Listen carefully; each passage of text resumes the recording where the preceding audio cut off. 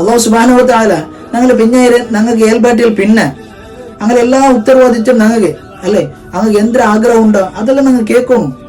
കാരണം അതെല്ലാം ഒരു പിരിസപ്പാടിൽ പോകേണ്ട ലൈഫ് ചെന്നുണ്ടായി.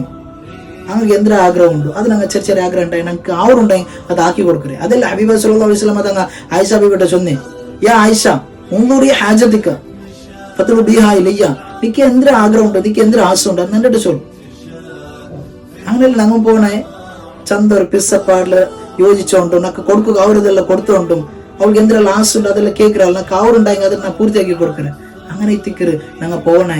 അല്ലാണ്ട് ഇമാം ഗസാലി തങ്ങ ഇഹ്യായിൽ ചൊല്ലു എന്തൊരു ಬಂದುಂಡ നിങ്ങ കുടുംബത്തെ ಬಿಟ್ಟದ್ದು സ്വന്തം പെഞ്ഞായി മക്കളെಲ್ಲ ಔತಲ್ ಬಿಟ್ಟದ್ದು ಚಂಗಾಯಿಮಾರೊಟ್ಟಿಗೆಲ್ಲ പോയിട്ട് ഫുഡെಲ್ಲ ತಿಂದು ಬಂತು അങ്ങനെ ತಿನ್ನೋದು ತೀರಾಂಡಾಯ್ತಿಕ್ಕರು ಗಸಾಲಿ തങ്ങ ഇഹ്യായിൽ ചൊല്ലെ അങ്ങനെಲ್ಲ ತಿಂದು ಬಂತು പിന്നെ അവത്ത് ಬಂತು ടേസ്റ്റ് ആ ടേസ്റ്റ് അങ്ങനെ നിಂತು ಹಿಂಗೆ ನಿಂತು ആ ഫുഡ് ഇങ്ങനെ നിಂತು ಎಲ್ಲ പെഞ്ഞായി മക്കളുടെ വെച്ച് ചൊല്ലെ പെഞ്ഞായിട്ടല്ല ആ ബേജാറവരല്ലേ ആ മനസ്സ് ഇങ്ങനെ ചൊന്തു ഇങ്ങനെ ഐത്തിക്കറ് കുറെ ആൾമാർ മാനസികമായിട്ടും മാപ്പിള പെഞ്ഞായിമാർ ദൂരവിടെ.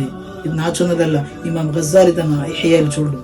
അതുകൊണ്ട് ഭയങ്കര ജാഗ്രത ആക്കറു, പെഞ്ഞായിരെ നല്ല പിരിസപ്പാട്ടിൽ നോക്കറു. അള്ളാഹു നമുക്ക് അതിക്ക് തൗഫീഖ് നൽകുമാറാകട്ടെ.